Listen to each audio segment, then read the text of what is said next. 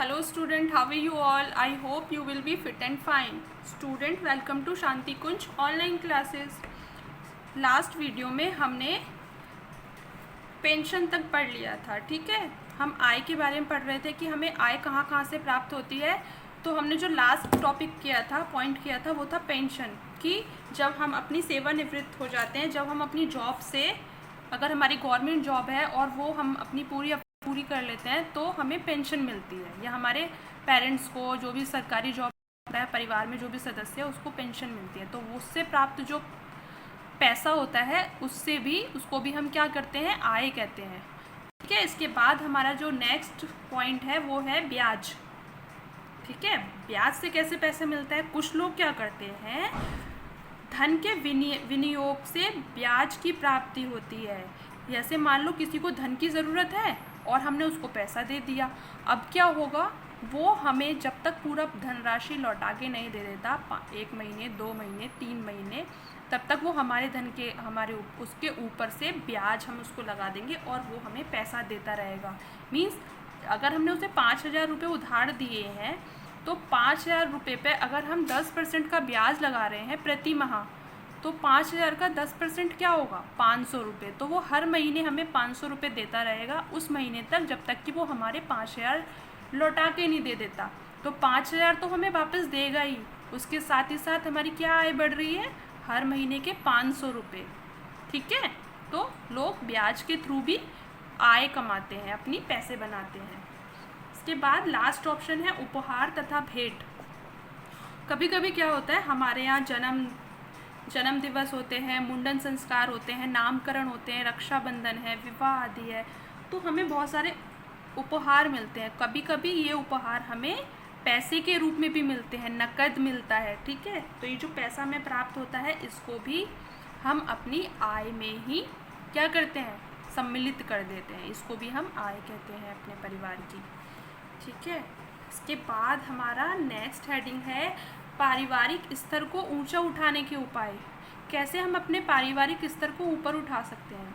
Simple सी बात है, पारिवारिक स्तर को ऊंचा उठाना है यानी कि हमें ज़्यादा पैसा कमाना है। ज़्यादा पैसा कमाने का मतलब ज़्यादा काम करना है, अपनी आय के साधन को, स्रोत को ज़्यादा से ज़्यादा कहीं ना कहीं से ढूंढना है।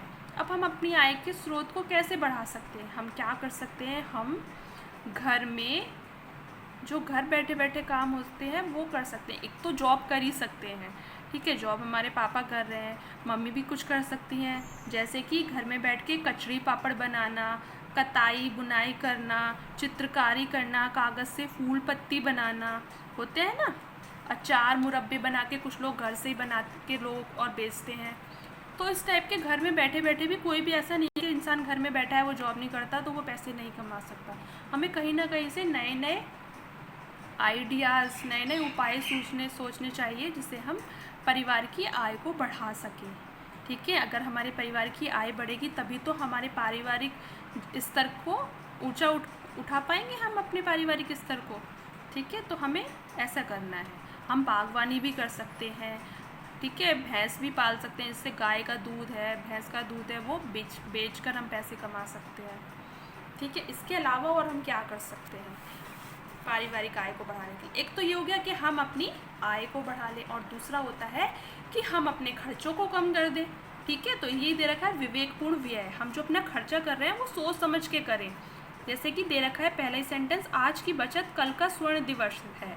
अगर हम आज अपने पैसे कुछ बचा लेंगे तो वो हमारे अगले भविष्य में काम आएंगे।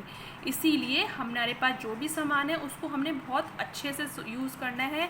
चीज़ों की समय समय पर साफ़ सफाई रखनी है ताकि कि चीज़ ज़्यादा दिनों तक चले, ठीक है।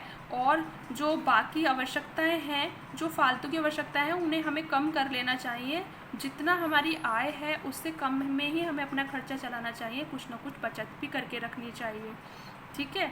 तो इससे क्या होगा, फिजूल खर्ची नहीं करना है हमें। फिजूल खर्ची अगर करेंगे तो पैसे हमारे ज़्यादा खर्च होंगे, इनकम हमारी कम है और ऊपर से खर्चे हो गए ज़्यादा, तो हमारा स्तर क्या होगा, हमारा पारिवारिक स्तर नीचे घट जाएगा। और हमें करना क्या है, पारिवारिक स्तर को ऊपर उठाना है, यानी कि कम खर्चा करना है, ठीक है।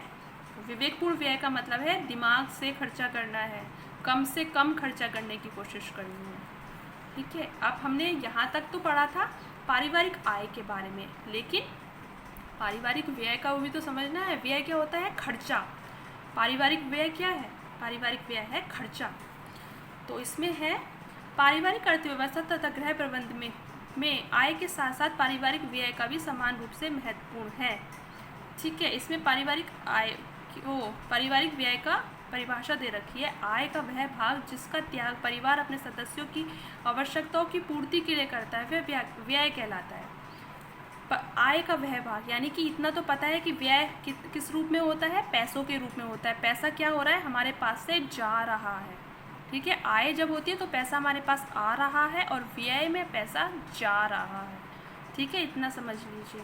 तो इसीलिए ये डेफिनेशन में दे रखी है, आय का वह भाग जिसका त्याग यानी कि जा रहा है हमारे पास से, त्याग परिवार अपने सदस्यों की आवश्यकताओं की पूर्ति के लिए करता है। मीन्स अगर हमें कपड़े चाहिए तो कपड़े तो हमारे पास आएंगे, लेकिन धन हमारे पास से जा रहा है। तो कौन सी आवश्यकता की पूर्ति हुई? वस्त्र की आवश्यकता की पूर्ति के लिए हम पैसे के जिस भाग का त्याग करते हैं, जिस पैसे को हम दे देते हैं किसी और को, तो वो हमारा क्या कहलाता है? व्यय कहलाता है। मैंने एग्जाम्पल लिया है कपड़ों का।